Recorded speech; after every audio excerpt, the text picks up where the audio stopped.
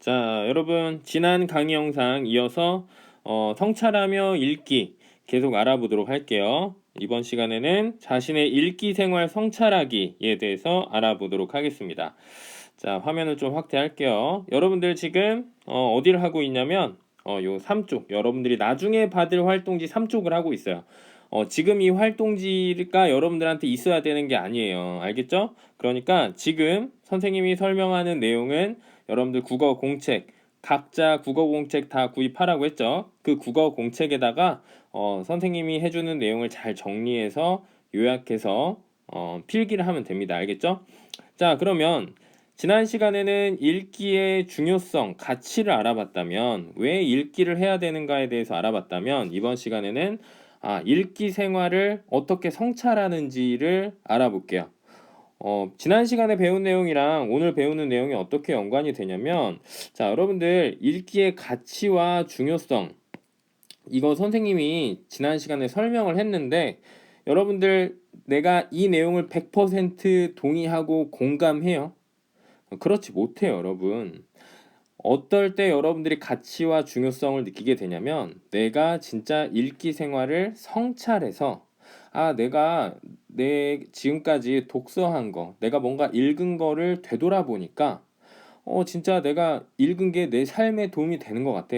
이렇게 성찰할 때 여러분들이 가치와 중요성을 알 수가 있어요.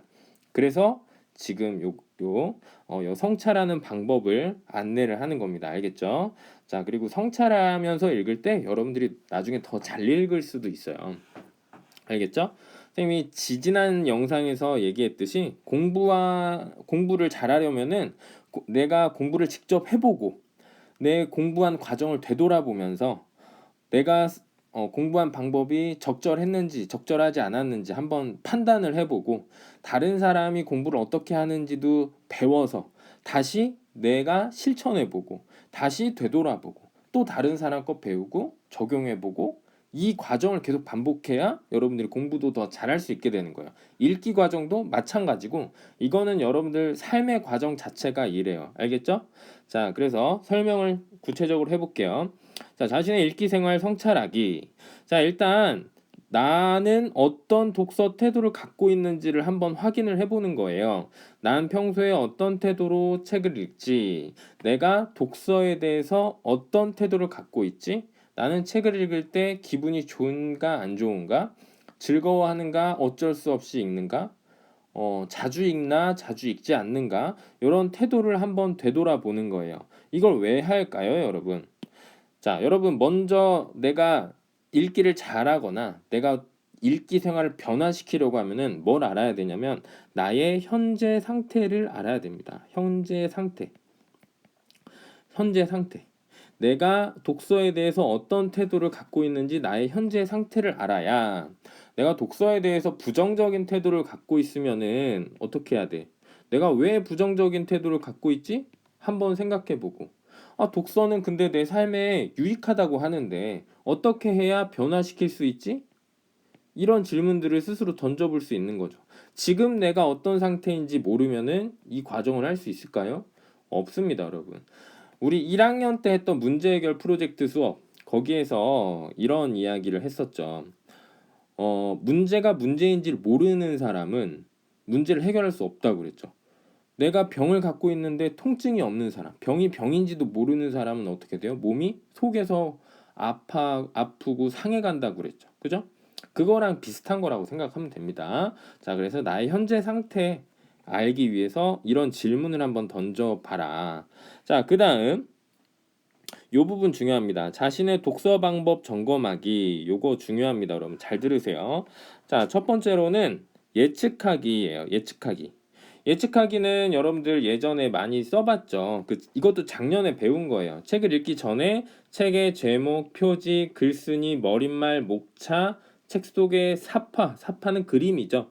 사파 및 도표 등을 훑어보면서 책의 내용을 예측해보는 겁니다. 자, 그런 다음에 질문하면서 읽어보는 거예요. 질문하며 읽기는 선생님이 개인적으로 가장 많이 쓰는 방법이에요. 책을 읽으면서 다양한 질문을 하면서 읽는 거예요. 내용 이해에 관한 질문도 할 수 있고요. 추론하는 질문도 할 수 있어요.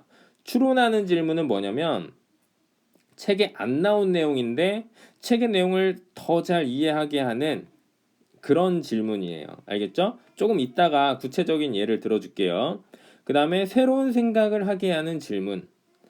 책의 내용을 읽고 나서 이걸 내 삶에 적용한다면 어떨까? 내가 주인공이라면 어땠을까? 이렇게 새로운 상상을 하게 하는 그런 질문들이죠. 자, 그 다음에 중심 생각 파악하며 읽기. 글쓴이가 말하고자 하는 바는 무엇인지 생각하면서 읽는 거예요. 자, 여러분들 국어의 핵심은 주제 파악입니다. 뭐 여러 가지 핵심이 있지만 주제 파악이에요. 주제. 글의 주제. 그리고 어떤 의도 이런 것들을 파악하는 거죠. 그렇죠? 여러분들 글을 제대로 읽었으면은 요거를 제대로 파악을 해야 되는 거예요. 알겠죠? 그리고 요걸 파악을 잘해야 이제 글의 내용도 빨리 이해하고 여러분들이 뭐 영화를 보든 사람들끼리 대화를 하든 그 전체적인 주제가 뭔지 그 말한 사람의 의도, 영화를 볼 때는 영화 감독의 의도가 무엇인지 파악을 할 수 있습니다. 읽기 과정에서 이게 연습이 많이 된 친구는 나중에 대화를 할 때나 영화를 볼 때나 뭘 볼 때나 이런 걸 잘 하게 될 수 있을 거예요. 알겠죠? 자, 글의 구조 파악해 보기. 글의 주요 내용이 어떤 관계로 구성되어 있는지 파악하면서 읽는 겁니다. 글의 주요 내용이 어떤 관계로 구성되어 있는가. 여러분들 문단별로 핵심적인 내용이 있을 거 아니에요. 문단의 중심 내용. 그러면은 그 문단의 중심 내용들이 어떤 관계로 엮여져 있는지를 파악하면서 읽는 게 글의 구조 파악해 보면서 읽는 겁니다. 이것도 조금 이따 구체적으로 얘기해 줄게요. 자, 비판적으로 읽기입니다. 글쓴이의 생각을 그대로 받아들이지 말고 자신의 생각과 글쓴이의 생각을 비교해 보며 어떤 것이 더 적절하고 올바른지 판단하면서 읽는다. 자, 이게 말이 어렵죠. 비판적으로 읽기 말이 어렵죠. 여러분들 실제로 하고 있는 거예요. 여러분들 친구가 무슨 얘기하면 친구의 말을 100% 그대로 다 믿습니까? 아니죠. 내 생각에는 이런데. 이렇게 내 생각과 한번 비교해 보잖아요. 그게 바로 비판적으로 읽기예요. 읽을 때에도 글의 내용을 곧대로 믿고 그대로 다 받아들이는 게 아니라 내 생각과 한번 비교해 보는 과정을 거치는 게 바로 비판적으로 읽기입니다. 자, 그 다음 창조적으로 읽기. 이거는 뭐냐면 책의 내용을 토대로 새로운 생각을 전개를 해보는 거예요. 책의 내용을 새로운 상황에 적용할 수 있을지. 책의 내용을 부분적으로 바꾼다면 어떻게 될지 생각하면서 읽는 거죠. 자, 토끼전에서는 예를 들어서 토끼가 용궁을 탈출하지 못했다면 어땠을까? 이렇게 생각해 본다거나 책의 내용을 새로운 상황에 적용하는 건 뭐예요? 만약에 이거를 우리 사회에 적용한다면 용왕은 누굴까? 용왕은 뭐 대통령일까? 아니면 엄청난 권력을 갖고 있는 무슨 정당의 대표일까? 아니면 기업의 CEO일까? 토끼는 누가 될 수 있을까? 어떤 권력자가 이용해 먹으려는 그 힘없는 대상은 누가 될까? 이렇게 새로운 상황에 한번 적용해서 생각을 해보는 거죠. 자, 그래서 읽기 방법. 여러분, 독서 방법은 정말 정말 많아요. 정말 많습니다. 근데 선생님이 6개를 추린 거예요. 자, 여러분 예측하며 읽기는 1학년 때 배웠고 질문하면서 읽는 것도 뭐 하브루타나 이렇게 뭐 토론하거나 이런 거 여러분들 많이 해봤잖아. 우리 그 꿈을 찾아 한 걸음씩에서 질문 갖고 토론 많이 해봤잖아. 이것도 여러분들이 다 아는 거야, 사실. 중심 생각 파악하는 것도 여러분들 이거 너무 중요하기 때문에 초등학교 때부터 많이 배웠을 거예요. 그래, 구조 파악하는 게 조금 어려울 수 있죠. 비판적으로 읽기 선생님이 얘기했죠. 여러분들 항상 우리가 일상적으로 하는 거라고. 창조적으로 읽기는 이제 좀 여러분들이 연습을 하는 게 필요할 것 같아요. 자, 그러면 이렇게 선생님이 설명을 했는데 아직 좀 감이 안 오죠. 그래서 선생님이 글을 하나 갖고 왔어. 자, 그 글로 넘어가 볼게요. 자, 여기 글이 있습니다. 제목은 함부로 악마를 만드는 인터넷 사회라는 글이에요. 자, 그러면 글을 읽기 전에 첫 번째 방법을 써볼게요. 자, 첫 번째로 뭐야? 예측하며 읽기입니다. 예측하며 읽기. 자, 예측을 해봅시다. 예측을 할 때는 제목, 그림, 도표, 여러 가지 키워드, 문장, 소제목 이런 것들을 보고 예측해 본다고 했죠. 자, 그러면은 제목 보고 한번 예측을 해봅시다. 함부로 악마를 만드는 인터넷 사회. 악마라는 키워드가 나왔네요. 악마 어떤 내용이 나올까? 누군가가 악마가 됐다고 하는 것 같아요. 악마가 아닌데 악마가 만들어졌다는 이야기 나올 것 같아요. 어디에서? 인터넷에서. 뭐가 떠올라요? 또 여러분? 악플 이런 게 떠오르죠. 악플에 대한 내용이 나오려나? 이런 예측을 해볼 수 있을 것 같습니다. 자, 그다음 두 번째로 뭐 있었죠? 두 번째로 아까 질문하며 읽기 한번 해볼게요. 질문하며 읽기. 자, 일단 글을 읽으면서 한번 생각을 해봅시다. 자, 인터넷과 SNS가 또 한 사람을 악마로 만들 뻔했다. 이 며칠 동안 인터넷 공간을 달군 악마 에쿠스 소동의 발단은 사진 한 장이었다. 21일 한 국내 자동차 커뮤니티가 인터넷에 올린 승용차 트렁크에 개를 매달고 고속도로를 달리는 장면이었다. 선생님 여기까지 읽었는데 너무 궁금하다. 개를 매달고라고 했는데 왜 개를 매달고 갔을까? 그리고 이 개는 자기 개일까 아니면 유기견일까 어떤 개일까? 고속도로를 정말 달렸을까? 이거 오해 아닐까? 고속도로 100km 이상 가는데 그 개는 얼마나 고통스러웠을까? 이런 질문들이 막 머릿속에 떠올라요. 머릿속에 떠오르지 않아도 이런 질문을 하는 연습을 좀 해야 돼요, 여러분. 그게 바로 두 번째 질문하며 읽는 겁니다. 알겠죠? 여러분들 독서는 정보를 수동적으로 받아들이는 게 아니에요. 이렇게 질문하고 대답하는 과정을 통해서 내 생각을 넓히고 사고를 할 수 있는 힘을 기르는 게 바로 독서입니다. 여러분 알겠죠? 자, 쭉 더 읽어볼게요. 자, 사진이 SNS를 통해 급속히 퍼지면서 차주인은 자신도 모르는 사이에 악마가 됐다. 네티즌들의 비난이 쏟아졌고 유기동물 보호에 앞장서온 가수 엘량도 트위터에 같은 인간임이 부끄럽고 미안하다. 다음에는 힘없는 개로 태어나지 말아라 라며 가세했다. 이를 본 차주가 자신을 고소한다는 전화까지 했다고 밝혀 비난 여론은 더 커졌다. 자, 이 사건의 초반부 얘기가 나오죠. 그쵸? 자, 쭉 더 읽어볼게요. 그러나 그 차주는 악마도 무자비한 동물 학대자도 아니었으며 SNS가 뭔지도 모르는 사람이었다. 경찰의 정밀 조사 결과 전혀 고의가 없었음이 밝혀졌다. 그 역시 어처구니 없는 실수로 일어난 개의 죽음에 큰 충격을 받은 것으로 확인됐다. 차주라며 엘량에게 고소하겠다고 전화를 한 사람도 본인이 아닌 것으로 드러났다. 뒤늦게 이런 사실을 알게 된 엘량은 정중하게 발언을 사과했고 네티즌들의 여론도 잠잠해지고 있다. 여기서 또 질문 던질 수 있었을 것 같아요. 왜 오해가 생겼을까? 왜 오해가 생겼을까? 그쵸?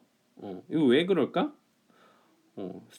사실 확인 안 하고 글 올리고 그것에 반응하고 댓글 단 사람도 사실 확인 안 하고 그냥 이렇게 막 댓글 달고 비판하고 이랬으니까 이렇게 오해가 막 커졌겠죠. 그쵸? 이렇게 한번 우리가 또 생각하면서 질문하고 생각하면서 읽을 수 있겠죠. 자, 쭉 읽어볼게요. 자, 실수든 고의든 개를 그렇게 죽게 만든 것은 잘못이다. 이런저런 사정으로 트렁크에 태울 수밖에 없었다 하더라도 끈을 짧게 매놓는다든지 하는 등 조금만 더 세심하게 신경을 썼다면 얼마든지 비극을 막을 수 있었다. 동물 보호에 대한 우리의 의식을 되돌아보는 계기로 삼아야 한다. 여기 보니까 아까 선생님이 궁금했던 거 있죠. 개를 매달고 갔다 왔는데 개가 자기 개일까 유기견일까 하는 질문을 했었는데 여기 보니까 왠지 자기 개일 것 같아요. 왜냐면 어디에서 추론했냐면 트렁크에 태울 수밖에 없었대요. 유기견을 트렁크에 잘 태우진 않잖아. 보통 이동할 때 자기 개를 태우는데 뭐 사람이 많이 타서 트렁크에 태울 수밖에 없었나 봐요. 그러니까 우리가 추론을 해볼 수 있죠. 그쵸? 응. 자, 이렇게 생각을 하면서 또 읽어볼 수 있어요. 앞에서 던진 질문을 뒤에서 한번 확인하면서 읽을 수 있죠. 자, 그 다음에 쭉 봅시다. 그러나 개의 죽음만큼이나 끔찍한 것은 경박하고 감정적이고 무책임한 인터넷과 SNS 문화이다. 이번 소동은 그것을 한꺼번에 보여준 사건이다. 말 한마디나 사진 한 장에 흥분해서 사실 확인을 거치지 않고 제멋대로 판단하고 마치 진실인 양 퍼뜨리며 마녀 사냥을 시작한다. 유명인이나 연예인 한두 명이 거들고 나선다. 진실이 드러나도 믿지 않거나 아니면 말고 하는 식이다. 그러는 동안 당사자는 인격 살인을 당한다. 냉정한 사실 확인과 판단, 신중한 의견 표현, 다른 사람의 인격 존중이 사라져가고 있는 우리의 모습이 부끄러울 뿐이다. 자, 요런 내용이 글이었습니다. 자, 그러면은 세 번째 읽기 방법을 써봅시다. 세 번째. 중심 내용 파악하며 읽기. 중심 내용. 자, 중심 내용 파악하며 읽기는 여러분 읽는 중에도 할 수 있고 읽은 후에도 할 수 있어요. 물론 다 마찬가지예요, 여러분. 이거 질문하기도 마찬가지고 예측하기도 마찬가지고 다 읽기 전에도 할 수 있어요. 읽기 전에. 읽기 전, 중, 후 다 할 수 있는데 중심 내용 파악하기는 주로 후에 많이 하긴 합니다. 알겠죠? 자, 우리 다 읽었으니까 한번 중심 내용 파악해 봅시다. 뭐에 대해서 얘기하고 있는 것 같아요? 자, 선생님 근데 저 중심 내용 파악하기 어려운데요? 이런 친구들 방법을 알려줄게요. 일단 중심 내용은 여러분 제목을 보면은 힌트가 많이 있습니다. 첫 번째 단서 제목, 그 다음에 보통 글은 처음과 요 끝부분에 중심 내용이 잘 드러나 있는 경우가 많아요. 글을 명료하게 쓰려면 요 첫 부분에 내가 말하고자 하는 말을 확 드러내고 쓰는 게 좋기 때문이고, 글의 대부분 마지막은 글의 전체 내용을 요약하고 중요한 내용을 한 번 더 드러내려고 하기 때문에 이 처음과 마지막 부분에 요 중심 내용이 있을 가능성이 높습니다. 그래서 제목 첫 부분, 마지막 부분을 보면은 중심 내용이 있을 가능성이 높아요. 자, 요런 것들을 종합적으로 좀 생각을 해볼 때 일단 인터넷 문화에 대해서 얘기하는 거고, 함부로 악마를 만드는 인터넷 문화, 그리고 마지막에 보면은 무책임하다 이런 비판이 있는 걸로 봐서는 요 중심 내용은 무책임한 인터넷 문화를 성숙하게 변화시켜야 한다, 이런 정도로 우리가 생각해 볼 수 있을 것 같습니다. 알겠죠? 자, 그래서 이렇게 한번 중심 내용도 파악을 해봤어요. 자, 그럼 네 번째 읽기 방법 해볼까요? 네 번째 읽기 방법은 뭐였냐면 글의 구조 파악하기였어요. 구조 파악. 구조 파악하기인데, 구조 파악하기는 조금 여러분 이렇게 좀 연습이 필요해요. 일단 구조 파악을 하려면 첫 번째로는 뭘 해야 되냐면 문단의 중심 내용을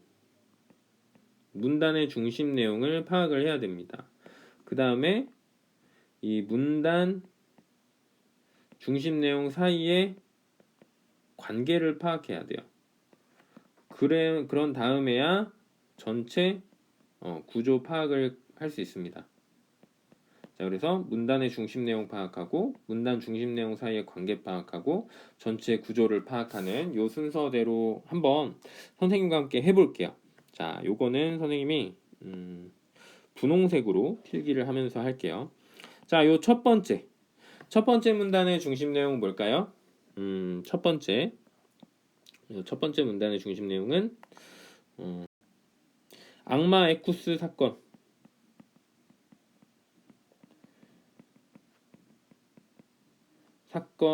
제시. 이런 사건이 있었다, 이렇게 제시만 한 거예요. 이렇게 화재 제시라고 쓸게. 화재 제시. 두 번째는 어떤 거야?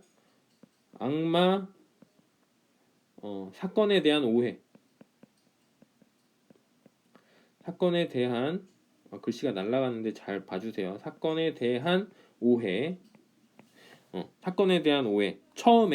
이 사건 처음에 사람들이 이렇게 오해를 했다라는 내용이 이 문단의 중심 내용인 것 같아요. 자, 그러면 세 번째 문단의 중심 내용은 뭘까? 세 번째 문단. 근데 마지막에는 다 뭐야?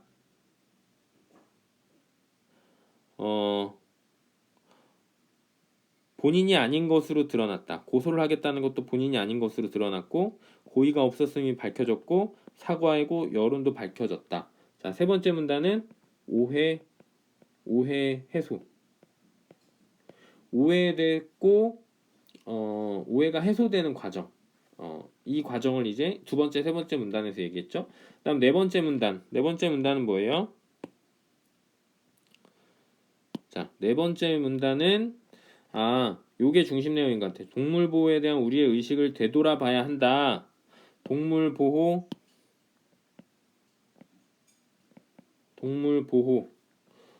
의식을 재고해야 된다. 재고는 다시 생각한다는 말입니다. 재고 필요하다. 동물보호 의식을 제고하는 것이 필요하다라고 얘기를 하고 있는 것 같아요. 자, 그 다음에 마지막 다섯 번째 문단은 뭐예요? 그런데 개 죽음보다 끔찍한 것은 경박하고 감정적이고 무채지기만 인터넷과 SNS 문화이다. 그리고 이 SNS 문화에 대해서 굉장히 아쉽고 우리의 모습이 부끄럽다 이렇게 비판을 하고 있죠. 요걸 통해서 우리가 알 수 있는 건 선생님이 봤을 때는 다섯 번째 문단은 우리의 인터넷 문화가 성숙해야 한다. 이걸 강조하고 있는 것 같아요. 자, 우리가 이렇게 생각을 해볼 수 있을 것 같아요. 자, 그러면은 문단별 중심 내용을 이렇게 파악을 해봤는데, 문단 사이의 관계를 파악하고 전체 구조를 한번 파악해 볼게요. 선생님이 봤을 때는 첫 번째는 그냥 화제 제시만 하고 있어. 화제 제시하고 두 번째, 세 번째 문단은 그 사건의 전말, 사건의 내용을 알려주고 있는 것 같아. 사건의 내용, 일의 내용을 조금 더 자세하게 부연 설명해 주는 거죠. 2번 문단에서는 오해하고 인격살인 당한 내용들. 근데 그게 풀어진 내용들. 그리고 요걸 통해서 우리가 깨달을 수 있는 내용 첫 번째로 우리 동물 보호 의식을 다시 생각해야 된다. 그리고 두 번째로 더 중요하게 생각해야 되는 내용이 이제 우리 인터넷 문화를 다시 생각해 봐야 된다. 그래서 요 정도로 글의 구조를 이렇게 파악할 수 있을 것 같아요. 그래서 요게 바로 여러분들 글의 구조를 파악하는 겁니다. 알겠죠? 자, 선생님이 좀 빠르게 이렇게 이야기를 했는데 여러분들 좀 이해가 안 되면은 여러분들이 직접 해볼 수도 있고 이 영상을 다시 볼 수도 있겠죠? 자, 그 다음에 다섯 번째 방법을 써볼게요. 다섯 번째 방법은 비판적으로 읽기죠. 비판적으로 읽기.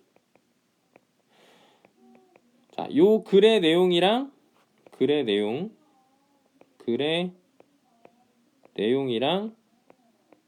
나의 생각을 비교해 보면서 읽는 거죠. 자, 여기에서는 책임을 강조했어요. 인터넷에서 글을 올리고 댓글을 달 때 책임을 강조했어요. 근데 선생님 생각은 너무 책임을 강조하면은 인터넷의 소통 기능이 저하될 것 같아. 선생님 그렇게 생각해요. 나의 생각이랑 글의 내용이랑 비교해 보는 게 바로 비판적 읽기라고 그랬잖아. 그죠? 그 인터넷에 이제 책임을 너무 강조하면 사람들이 글을 올리기 꺼려지게 되지 않을까? 근데 인터넷을 통해서 사람들이 소통하는 것에 어떤 소통의 순기능도 있는데 좋은 기능. 그렇잖아요, 여러분들. 내가 비록 다 알진 못해도 내가 알고 있는 것들을 인터넷에 꺼내 놓았을 때 사람들이 그거에 도움을 받을 수도 있고 그리고 그것에 덧붙여서 내 부족한 정보에 다른 사람이 덧붙여서 더 내용을 완결성 있게 완성할 수도 있고 그렇잖아요. 그쵸? 여러분들 많이 보는 나무위키나 위키백과 다 그래서 내가 어떤 정보를 덧붙이면은 다른 사람이 또 정보를 덧붙이고 이런 거잖아. 그쵸? 그래서 난 이렇게 생각하는데 이 글은 이렇게 생각하네 이렇게 비교해 보면서 보는 게 바로 비판적 읽기입니다. 알겠죠? 자, 그 다음에 여섯 번째는 창조적 읽기예요. 창조적 읽기는 새로운 생각을 할 수 있게 이제 새로운 생각을 유도하는 질문을 한번 던져보는 거죠. 그러면 인터넷에서 악마를 안 만들려면 어떻게 해야 될까? 또 새로운 상황에 이 글의 내용을 적용할 수 있겠죠. 만약에 내가 그 악마 에쿠스 처음에 올라온 글 봤으면 어떻게 반응했을까? 나는 침착하게 사실을 확인하고 의견을 달 수 있었을까? 이런 생각도 해볼 수 있고, 그쵸? 이렇게 새로운 생각을 하면서 이제 읽는 게 창조적 읽기입니다. 여기서 더 나가면은 나한테 적용해 볼 수 있겠죠. 아, 나도 정말 앞으로는 인터넷에 글을 올리거나 댓글을 달 때 사실을 잘 확인해 보고 내 의견을 달아야 되겠다. 이렇게 나한테 적용을 해볼 수도 있겠죠. 사실 독서의 가장 궁극적인 목표는 나를 변화시키는 겁니다. 알겠죠? 자, 그래서 여기 선생님이 한번 예시를 한번 들어봤어요.